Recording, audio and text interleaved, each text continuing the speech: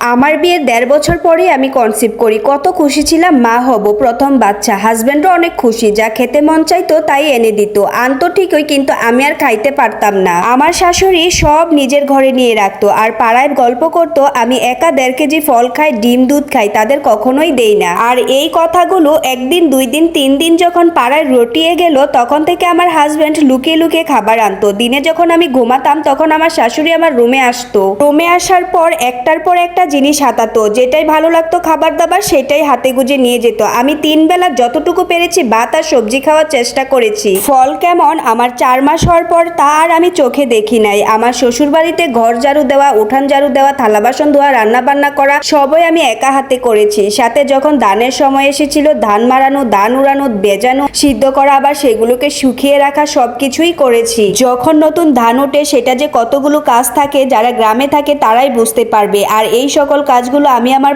বাবু পেটে নিয়েই করি। আর সেই সময় আমার শরীর অনেক দুর্বল হয়ে পড়ে। এটা যেতে না যেতে পেঁয়াজের সময় চলে আসে। আমার শ্বশুর বাড়িতে একটা না একটা চাষাবাদ হতেই থাকে। সব সময় যখন বাসায় পেঁয়াজের সময় আসে তখন পেট আমার অনেকটা উপরে। আমি তখন ঠিক মতো বসতে পারি না, দাঁড়াতেও পারি না। তাও যতটুকু পারি কাজ করেছি। তার জন্য আমার শ্বশুর আমাকে বলতো, জমিদারের বাচ্চা, কোনো কাজ করতে পারে না, খালি খায় আর ঘুমায়। পেঁয়াজের সময় আমার শাশুড়ি আমাকে ৮ মাসের প্রেগনেন্ট অবস্থায় রেখে তার মেয়ের বাড়ি চলে গিয়েছিল। তার মেয়ে নাকি অনেক অসুস্থ, সামান্য জ্বর, ঠান্ডা, কাশি, এগুলোতেই নাকি সে কোনো কাজ করতে পারছে না। আর এদিকে আমার এই অবস্থা, আমার শাশুড়ি একটাবারের জন্য বুঝলো না। আমি প্রেগনেন্ট অবস্থায় একা হাতে সব কাজ করেছি আর কান্না করছি। গরুর ঘাসটা পর্যন্ত আমার শ্বশুর আমাকে দিয়ে কাটাতো। ৯ মাস পর্যন্ত তাদের বাড়িতেই ছিলাম, তারা কখনো আমাকে বাপের বাড়ি আসতে দিত না। পরে আমার আব্বু জোর করে ঈদের ১০ দিন আগে আমাদের বাসায় নিয়ে আসে আমাকে। আমার খাওয়া দাওয়া ঠিক মতো না হওয়ার কারণে আমার বাবুর ওজন আসে মাত্র ১.৫ কেজি। তারপর মায়ের কাছে আসার পরে কিছুটা ওজন বেড়েছিল।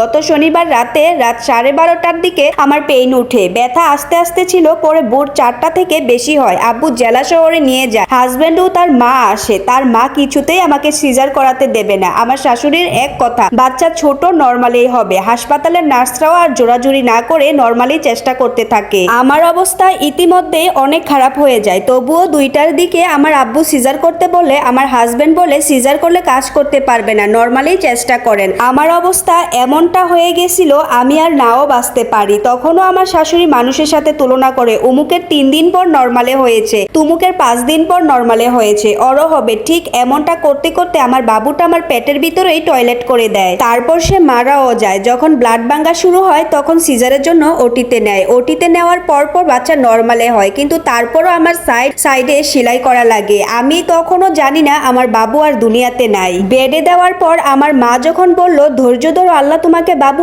আবারও দেবে, তখন আমি জানলাম আমার মেয়েটা আর নাই। আমি আমার বাবুকে একটা নজর দেখতেও পারলাম না। তার আগেই প্যাকেট করে বাড়ি পাঠিয়ে দিয়েছে। আজ 5 দিন হলো আমার বাবুকে হারিয়েছে। আপুরা জানেন না, এই বাচ্চাটা সুন্দর মতো পৃথিবীতে আনার জন্য আমি যে কত কষ্ট করেছি, কত অত্যাচার সহ্য করেছি আমার শ্বশুর বাড়িতে, শুধুমাত্র মা ডাক শুনবো এই জন্য। কিন্তু শেষমেশ আমার বাবুকে আমি একটা পলক দেখতেও পেলাম না। আমার স্বামী চুপ করে শুধু দাঁড়িয়েছিল, তার মুখে কোনো কথা ছিল না। সে আর কি বা বলবে। আল্লাহ আমার কাছ থেকে সব কিছু কেড়ে নিলেন। আমাকে সারা জীবন কাজ করার জন্য দুনিয়ার বুকে রেখে ফাঁকি দিয়ে আমার মেয়েটা আল্লাহর কাছে চলে গেছেন। আমার স্বামীকে এখন আর আমি দেখতেও চাই না। তাকে দেখলে এখন আমার ঘৃণা লাগে। সে চাইলেই পারতো তার মাকে দিয়ে সিজারটা করাতে, তাহলে হয়তো বা আমার বাচ্চাটা বেঁচে থাকতো।